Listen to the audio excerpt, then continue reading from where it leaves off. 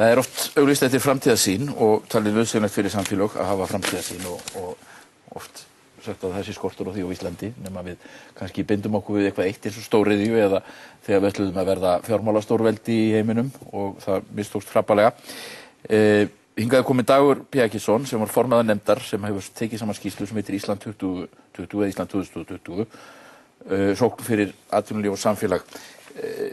Þarna eru sett fram markmið fullt af markmiðum og þau eru mörg falleg og ég held að þessi sumt þarna sem að nánast allir geta tekið undir svo ranna kannski sem að Lilja Mósesdóttir hefur gagnrýnt einhver efnahagsleg markmið þarna þau séu bara eins og Maastricht-samningurinn en maður spyr sig annars vegar til hvers að setja saman svona plagg og í öðru lagi eru menn að vinna þannig að eitthvað af þessu verður í rauninni framkvæmt. Það er kannski stóra spurninga það fyrst áður við förum í kannski svona einstök atriði þarna. Já, þetta eru nákvæmlega þær spurningar sem að sóttu þetta mjög fast á okkur sem að voru þverpólitískur stýrihópur sem átti að fara í þetta og það má segja að þetta sé eitt svona í bara stuttu máli þá er þetta tilraun til að reyna að læra af hruninu.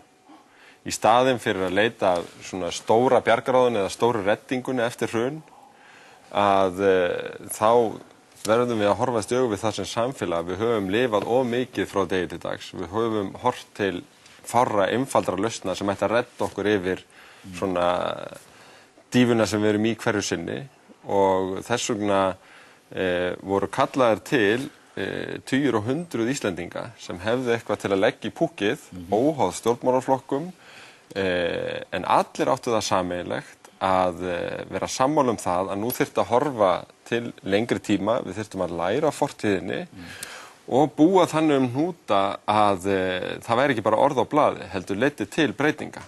Og hvernig gerðum við það? Við höfðum eitthvað töfralaustu við byrjuðum, satt er að segja og þess vegna horfðum við til þess sem Finnar gerðu rétt eftir kreppunni á sér.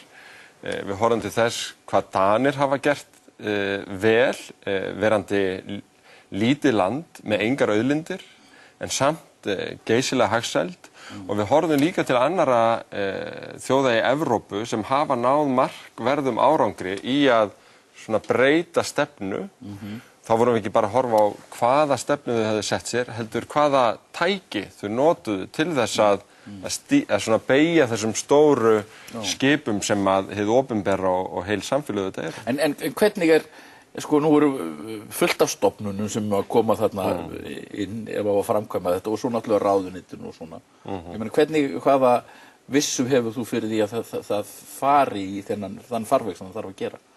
Ja, við erum mjög róttæk í þeim tillögum að aðgerðum sem við setjum fram með framtíðarsýnin og mælanlegu markmiðunum.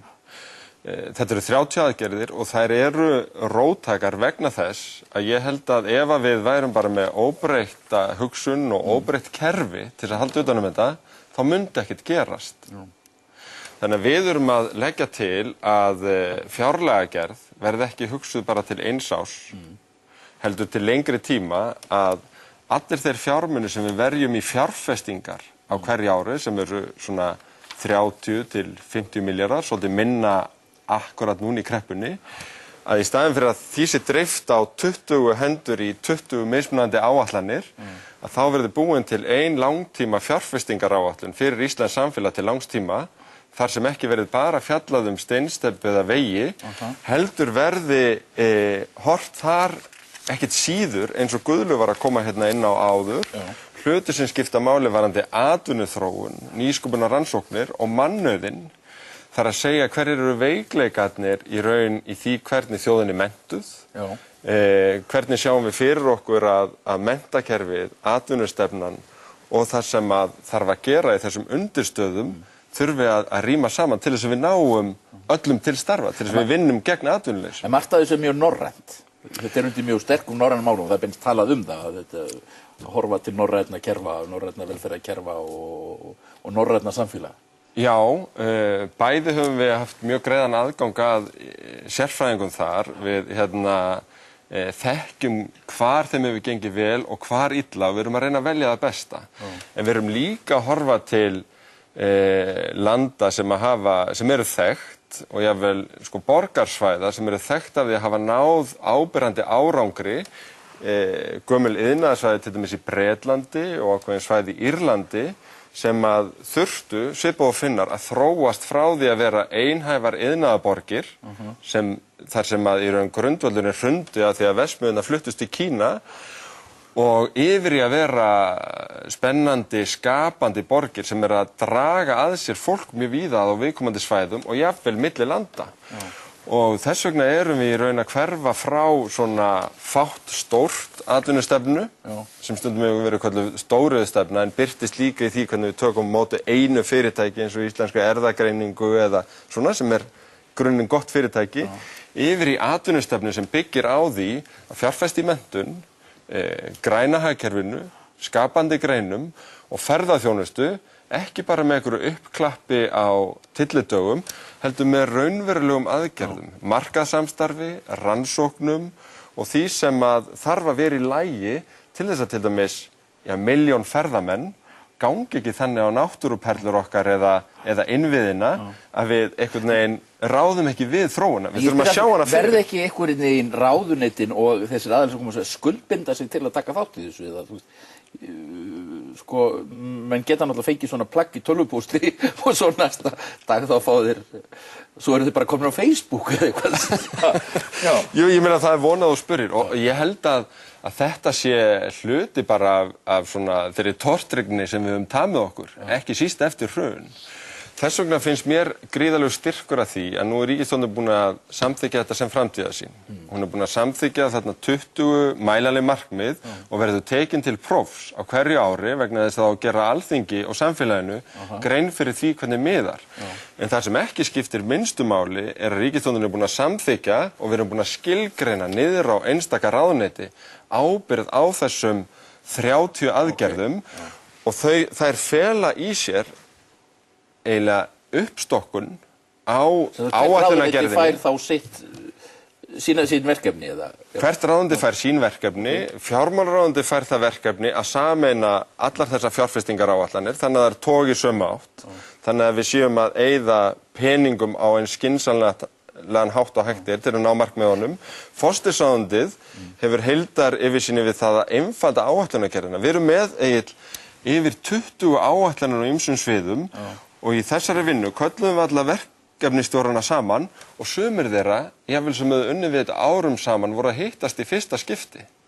Þetta á að heyra sögunni til. 20 áætlanir í gangi, svona hér og þar. Já, og allar mikilvægar, allar hafa mikilvæg markmið, en núna finnst okkur þurfa að fækka þeim.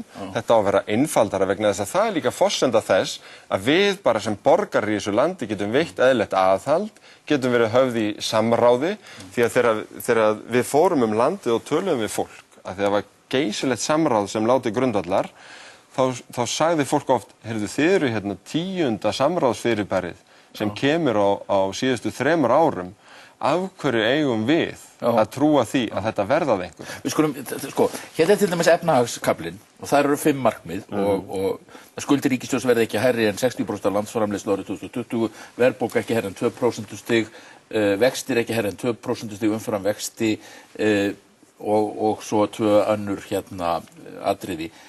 Lilja Mósdóttir sagði að þetta væri bara Maastricht skilyrðin komin þarna. Hvað segirðu við því? Það rétt að því leyti að þetta eru skyld markmið og þau sem að lönd þurfa að uppfylla til þess að vera inn í myntsamstarfi í Evrópu. En þetta líka, og það ætti Lilja að vita, mjög skyld þeim markmiðum sem aðrar þjóðir utan Evrópu hafa sett sér til þess að tryggja stöðuleika, ekki fyrir ríkisstjórnir eða seðlabanka, heldur fyrir venjuleg heimili og venjulegt fólk sem að reka fyrirtæki. Ég myndi kalla þetta efnahagsleg markmið svona hins venjulega manns vegna þess að ef að við ætlum að fylla fólk trú á því að búa á þessu landi til næstu ára, þá verður fólk að geta treyst í að hér verði eðlilegt umhverfi til þess að geta keypt sér íbúð, eðlilegt umhverfi til þess að stofna og reka lítið fyrirtæki og gera einhverjar áætlanir inn í framtíðina. Það er nákvæmlega það sem hefur klikkað. Og þess vegna þetta bara einn af þeim lærdómum sem við verðum að svona draga af því sem gerðist, að við getum ekki bara látið einhverjum stórum, hátimbruðum stofnunum eftir að horfa á þessa hluti. Við verðum að fylgjast með því sjálf. Við gerum það með því að setja þessi markmið fram og ræða þau.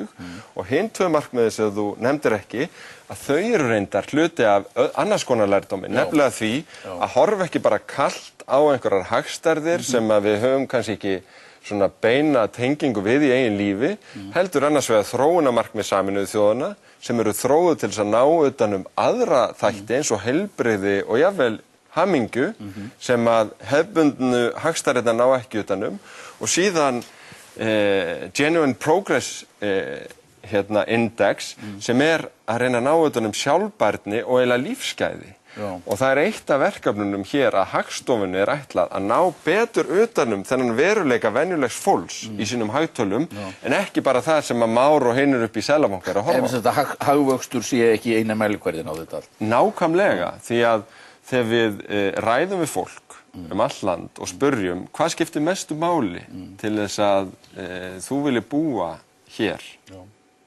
að þá það ekki bara vexti verðbólga, hvað þá skuldir ríkissjóðs. Það eru aðrir hlutir eins og bara öryggi. Jósef Stiglitz var nú að gera þetta með Sen-hagfræðingnum. Og það einmitt 5. mælikvarðinn sem komu, þetta í raun heildstæð hugmyndafræði hjá þeim, og það 5. mælikvarðinn, Genuine Progress Indicator. Sem við tókum bara upp. En svo annað, svo eru fleiri markmið og við komumst nú ekkert í þetta allt varðandi tækni, iðnað, varðandi vistvæna orku, nýsköpun, bifreiðar gangi fyrir vistvænu eldsneytið, 75% bifreiðar árið 2020, varðandi menntun, en það annað sem að mér finnst kannski merkilegt, það það sem horfir til félagsmála. Og það annars vegar það að náttúrulega lækka hlutfall atvinnulausra, svo fækka örorkulífsþegum sem hefur náttúrulega fjölgað furðulega mikið á síðustu árum, og síðan þessi áhersla sem þið leikið á jöfnuð, sem sagt andstætt þeim ójöfnuði sem að virtist færast í aukurnar hérna, og hefur verið að færast í aukurnar ekki bara hérna í okkur heldur í öðrum samfélögum. Við erum einfaldlega að horfast í augu við það að við gleymum tilteknum hópum, og ef að við hugsaum ekki fyrir því að allir verði virkir, þegnar í samfélaginu og njóti virðingar, að þá erum við öll að tapa. Það óbóðslega dýrt að búa í samfélagi ójöfnuðar. Það birtist í glæpum, það birtist í óöryggi, það birtist í sóun af öllu mögulegu tagi, og þetta sýna mjög margar rannsóknir. En það sama á við, og þar horfum við kannski svolítið nær okkur, að við getum ekki bara setið og hort á tölur bæði fjölgun öryrkja en líka vanlíðan. Líka vanlíðan þeirra sem eru á örorkubótum.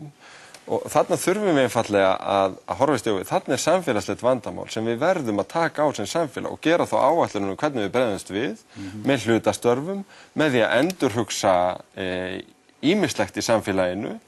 Og það sama á þetta við atvinnuleysi. Atvinnuleysi bara til marks mjög mikla sóun á mannauði, en þar verðum við að horfast í augu við það að við höfum ekki búið okkur vel undir kreppu eins og þessa.